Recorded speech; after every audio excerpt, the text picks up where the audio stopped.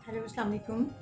Who are you? آپ سب کیسے ہیں؟ میں بالکل ٹھیک ٹھاک. Welcome to my YouTube channel. جو ٹاپک ہے ڈسکشن کا وہ ہے عمران خان کے فنی یو ٹرنس. یہ ایک جو ہے جوکر قسم کا آدمی ہے. ذرا اس کی ویڈیوز دیکھیں، یہ کیسے کیسے رنگ بدلتا ہے، وقت کے ساتھ رنگ بدلتا ہے اور یوتھیاز کو بیوقوف بناتا ہے. یوتھیاز اس کے پیچھے لگے ہوئے ہیں. ذرا سنیں. ڈیول نیشنلٹی کے اوپر پلیئر ہیں. یہ نہیں ہو سکتا کہ آپ پاکستان کے اندر آپ بیٹھ کے پارلیمنٹ میں بھی آ جائیں، آپ وزیر بنے، آپ ملک کے فیصلے کریں اور آپ کی ڈیول نیشنلٹی ہو. یہ نہیں ہو سکتا. پی ٹی اے کا سٹینڈ بڑا کلیئر ہے. اگر آپ کے پاس دوسرے ملک کا پاسپورٹ ہے، آپ اسمبلی میں آپ کو نہیں بیٹھنا چاہیے، کیونکہ آپ جب دوسرے ملک کا پاسپورٹ لیتے ہیں آپ کو اوتھ لینی پڑتی ہے اس ملک کے لیے. ہمارے ملک میں پتہ نہیں یہ کیا مسئلہ ہے لوگوں میں کہ وہ اوورسیز پاکستانیز کو یا ڈیول نیشنل کو ایسے سمجھتے ہیں جیسے وہ کوئی ملک کے غدار ہیں. لیکن ان کو اس طرح ٹریٹ کرنا چاہیے. وہ اوورسیز وہ جی ڈیول نیشنل ہے، وہ یہ عہدہ نہیں لے سکتا اور وہ کوئی منسٹر نہیں بن سکتا. ہر دوسرے دن عدالت میں لوگ چلے جاتے ہیں.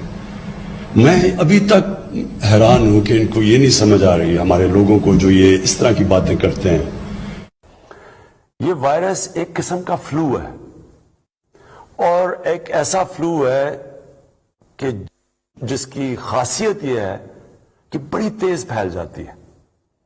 لیکن دوسری طرف یہ آپ سب کو اس چیز سے تھوڑا ذرا مطمئن ہونا چاہیے کہ 97% کیسز کرونا کے بالکل ٹھیک ہو جاتے ہیں. لوگ اس کو سیریسلی نہیں لیتے ہیں. عام لوگ سمجھتے ہیں کہ یہ کچھ ہے ہی نہیں، ایک یہ فلو ہے. عام لوگ اس کو، کیونکہ عام لوگ اس کو اس طرح دھیان نہیں دیتے، اس لیے کوئی ایسو پیس بھی عمل نہیں کرتے. تو میں آج سب کو آپ کو کہنا چاہتا ہوں کہ اگر ہم نے اسی طرح بے احتیاطی کی، ہم اپنے اوپر، اپنے بزرگوں کے اوپر، وہ لوگ جن کی بیماریاں جو کہ ان کی جانوں خطروں میں جا سکتی، ہم سب کی زندگی، ان لوگوں کی زندگی خطرے میں ڈال رہے ہیں، اپنے ملک کو مشکل میں ڈال رہے ہیں. سب کو آج کو کہتا ہوں کہ یہ آپ کے خلاف کچھ کارروائی نہیں ہے. میں اپنی فوج کو بھی کہتا ہوں کہ آپ نیوٹرل ہیں. آپ نے کہا نیوٹرل ہے، نیوٹرل رہیں اس میں. یہ پھر سے میں کہتا ہوں، یہ اس ملک کی سالمیت، اس کی آزادی کے لیے ہے. کوئی اس وقت نیوٹرل رہنے کی گنجائش کسی کے لیے نہیں ہے. نیوٹرل رہنا ہمارا آتی ہے. جب میں ان حکمرانوں کو دیکھتا ہوں، کبھی سعودی عربیہ جا کے ہاتھ پھیلا کے بیٹھے ہیں. آپ کو خوشخبری سناتا ہوں، ہمیں ایک زبردست پیکج مل گیا سعودی عربیہ سے. ان کا شکریہ ادا کرتے ہیں. ایک ایسا پاکستان جدھر ہم کبھی کسی کے سامنے ہاتھ نہیں پھیلائیں گے. آپ کو اور بھی خوشخبری سناؤں گا. ہماری اور بھی 2 ممالک سے بات ہو رہی ہے اور انشاءاللہ ان سے ہمیں اسی طرح کا پیکج ہم ایکسپیکٹ کر رہے ہیں. مجھے شرم آتی چاہے لوگوں سے دوسرے ملکوں سے جا کے بھیک مانگے اور IMF آئے اور ہمیں بتائے کہ بجلی کی قیمت اتنی بڑھا دو، بشک لوگ مرے. یہ وہ لوگ کوشش کر رہے ہیں کہ ہمیں غدار ثابت کیا جائے اور سب سے بری کوشش کر رہے ہیں کہ کسی طرح تحریک انصاف کی فوج سے ہماری اور فوج کی لڑائی ہو. کان کھول کے سن لو، ہماری کبھی فوج سے لڑائی نہیں ہوگی کہ یہ ہماری فوج ہے. یہ وہ لوگ ہیں جو ہمارے محافظ ہیں. ہماری ان سے لڑائی نہیں ہوگی، ہماری لڑائی آپ سے ہوگی. اور جب تک ہم زندہ ہیں ہم آپ کو چھوڑیں گے نہیں. ان کی پوری کوشش ہے، جب یہ اقتدار میں نہیں تھے کہ ہماری فوج کو برا بھلا کہا جائے.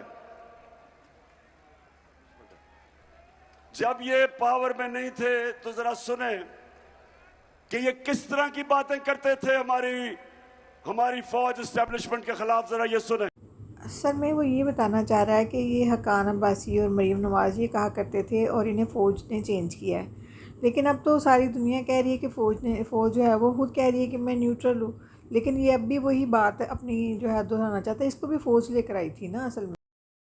تحریک عدم اعتماد सौदे के बगैर मुमकिन नहीं होती। यहाँ पर अदम एतमाद का जो निज़ाम है इस्टेब्लिश के बगैर मुमकिन नहीं है। कोई डील करके इक़्तिदार नहीं चाहते। पाकिस्तान में तहरीक अदम एतमाद उस सूरत में अमूमन कामयाब होती है जी। जब इस्टेब्लिशमेंट आपकी पुष्ट पे हो। इस्टेब्लिशमेंट करती है, वो डील का नतीजा हुआ है।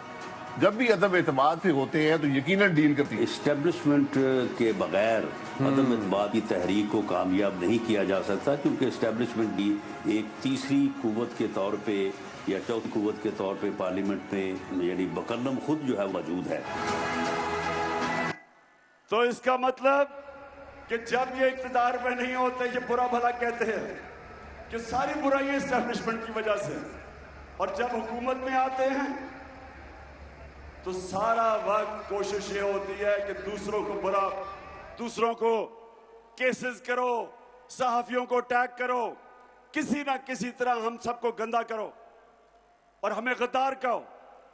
गद्दार वो हैं जो इस मुल्क का पैसा नहीं कि जब ये वज़ीर आज़म था तो ये क्या कहता था। 30 साल पहले जब सियासत शुरू की थी तो मैं इसलिए नहीं आया था कि टमाटर की क्या कीमत है और आलू की क्या कीमत है।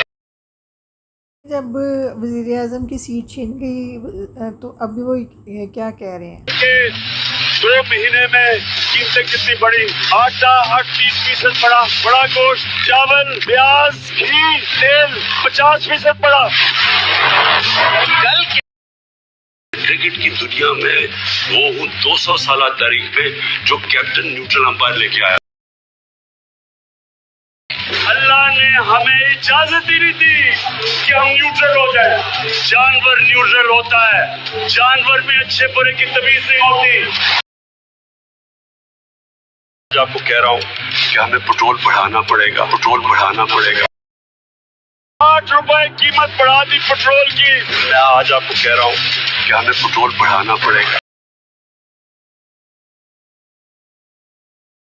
हाँ जी, मेरा इमरान खान साहब से अब आखिर में ये सवाल है कि आप जब फ़ौज आपका साथ दे रही थी और आपके बारे में वो पॉजिटिव न्यूज़ फैला रही थी, बल्कि वो न्यूज़ चैनल्स पर आकर कह रही थी कि पॉजिटिव रिपोर्टिंग करें, तब तो ठीक थी फ़ौज, और आज फ़ौज जो है वो गलत हो गई। आप हमें बताएं ना कि फ़ौज के साथ आपने जो मुआहदे किए थे, जो बातें की थी, जो जिस तरीके से आपको फ़ौज लेकर आई, वो भी कौम को बताएं ना। आपने कोई रिकॉर्डिंग करके कोई लेटर रखा हुआ है, कोई चीज़ रखी हुई है तो वो कौम को बताएं। कोई वीडियो रखी हुई है तो कौम को बताते क्यों नहीं आपने क्या रखा हुआ है, वैसे आप बता दें कौम को। आज आप फ़ौज गलत हो गई है, तब फ़ौज बहुत अच्छी थी, बाजवा साहब बहुत अच्छे थे, सब ठीक था, आज सब कुछ गलत हो गया। सब कुछ आपके साथ ही क्यों गलत हो रहा है? सिर्फ 3.5 साल में आपकी फ़ौज के साथ दुश्मनी हो गई। तो सबको पता है आपने नवाज शरीफ के साथ क्या किया, कौन कौन सी उसको